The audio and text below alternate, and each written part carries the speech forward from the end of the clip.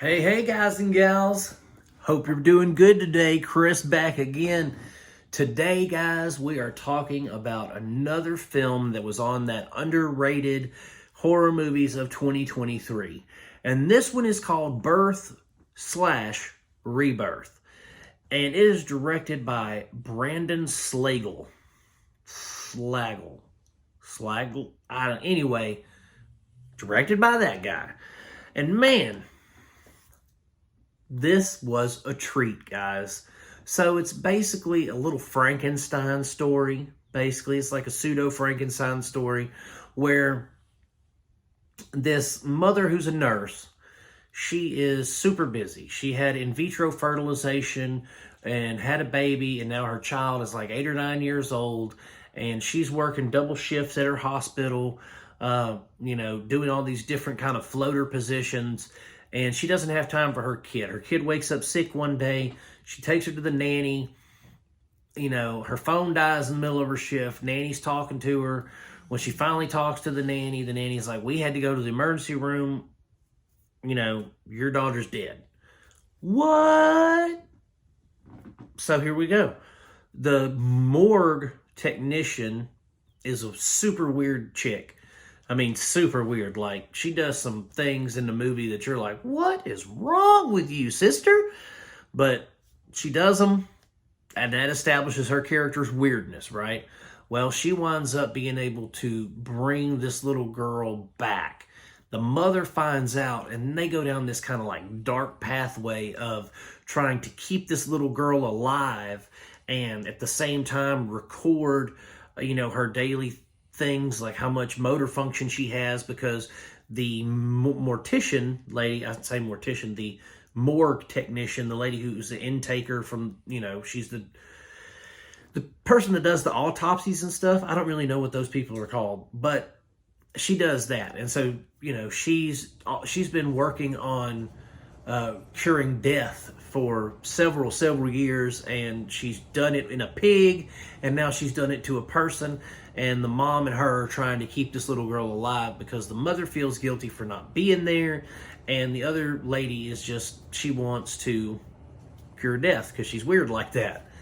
And guys, this movie, it's not necessarily a horror film as much as it is a character study of grief and the need to not let go. You know what I mean? Because the mom, as the film goes on, we notice that the mother takes on more dark ambitions. She takes on these characteristics of almost like a serial killer trying to gather these nutrients and things for her daughter that she needs to stay alive and regenerate her brain and all that kind of thing. And then the morgue technician lady who brought her back to life, you notice that she becomes more of a motherly figure to the girl. And when the mom talks about mommy, asking her, does she know who mommy is? The little girl responds more to the morgue person than she does her own mother. And, you can see it wearing on the mother. And, there's arguments and all these kind of things, but it's just such a poignant movie about love and loss and the ability to not let go. And then when it's finally time to let go, how you do it. It's just a really, really deep film.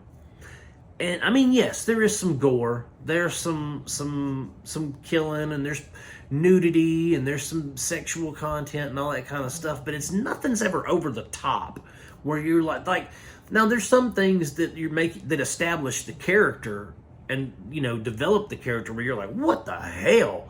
But it's for the character development. It's not in there needlessly. It's a very well put together film. It's well written.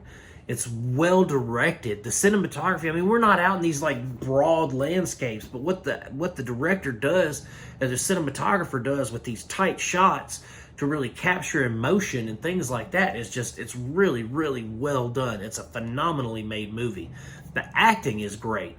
But from the mother to the little girl to the morgue technician, all the acting is spectacular. I thought that everything was believable. Everything was, you know, emotional when need be. Nothing was melodramatic. Nothing was over the top that didn't need to be. So I thought this film was incredibly well made. The special effects are, as far as I know, practical. Nothing looked fake. Nothing looked CGI.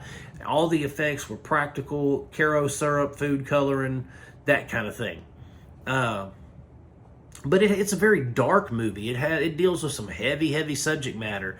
And again, you know, they're dealing with Frankenstein concepts of bringing people back to life and needing, you know, different things to keep that person alive and all that kind of stuff. So it deals with a lot of heavy, dark subject matter. And I applaud them for the way that they tackled the subject of grief, loss, not letting go, you know, guilt.